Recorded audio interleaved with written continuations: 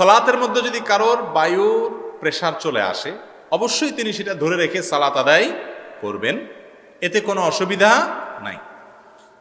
কিন্তু সালাতের আগে, ধরেন সালাতের বাকি আছে আরো 10 মিনিট, আর সময়টা হলো কনকনে শীতের সময়, আপনার বায়ুর প্রেসার আসছে, তখন যদি আপনি চাপাচাপি করে ধরে রাখেন যে 10 মিনিট আমি যদি পার করতে পারি, সাথে আর 5-7 মিনিট যোগ করলে এই 15-20 মিনিট এটা সহ্য করতে পারলে আমার আর ঠান্ডা পানিতে উজুটা করা লাগে না, এই চিন্তা থেকে যদি আপনি চাপাচাপি করে আটকায় রাখেন, তাহলে সেটা কিন্তু গর্হিত কাজ, সেটা কিন্তু ভুল, অন্যায় কাজ। কারণ আপনার এই চাপাচাপি করে আটকায় রেখে যদি নামাজ পড়েন, নামাজে মনোযোগ থাকবে না।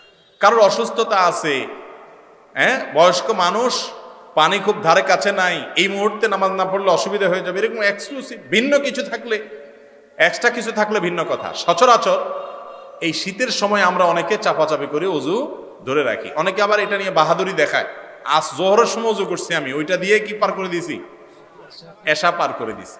হ্যাঁ, যদি আপনার পেশাবের বেগ না আসে, বায়ুর বেগ না আসে, আপনি পার করেন, অসুবিধা নেই।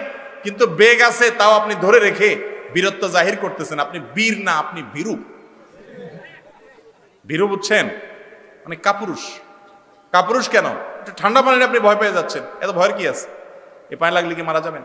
নবী করিম সাল্লাল্লাহু আলাইহি ওয়াসাল্লাম বলেছেন, আলা আদুল্লুকুম আলা মা ইয়ামহুল্লাহু বিহিল খাতায়া ওয়া ইয়ারফা'ু বিহিদ দারাজাত। এমন আমলের কথা কি তোমাদেরকে আমি শিখাই দিব না, যে আমলের মাধ্যমে আল্লাহ তাআলা তোমাদের গুনাহ মাফ করে দিবেন আর তোমাদের মর্যাদা বৃদ্ধি করে দিবেন। সাহাবীরা বলেন, ইয়া রাসূলুল্লাহ, অবশ্যই বলেন, আমরা তো এটাই চাই।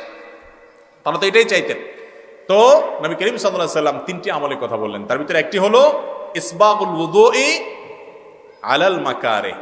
কষ্ট হয়, ওযু করতে মন চায় না, তারপরে আপনি সাহস করে ওযু করলেন, এই আমলটার মাধ্যমে আল্লাহ গুনাহ মাফ করেন, মর্যাদা বৃদ্ধি করেন। এই জন্য নামাজের মধ্যে বায়ুর বেগ বেশি আসলে আপনি অবশ্যই ইবাদতে লিপ্ত আছেন, সেজন্য চাপাচাপি করে ধরে রাখতে পারেন।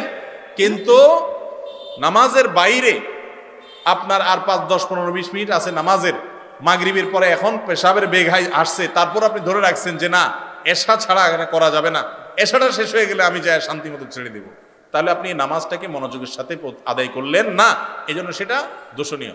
আর নামাজের মধ্যে যদি কারোর বায়ুর বেগটা এত বেশি আসে, যেটা আটকে রাখতে রাখতে বেচার অবস্থা বেশি খারাপ, অনেক অবস্থা কাহিল হয়ে যাবে, এবং এরকম ভয়াবহ পরিস্থিতি যে হয়তো কাপড় চোপড় নষ্ট হওয়ার আশঙ্কা হতে পারে। এরকম যদি হয়, তাহলে তার জন্য ওইটা ছেড়ে দেওয়া কি হবে না, গুনাহ হবে না, জায়েজ হবে ইনশাআল্লাহ।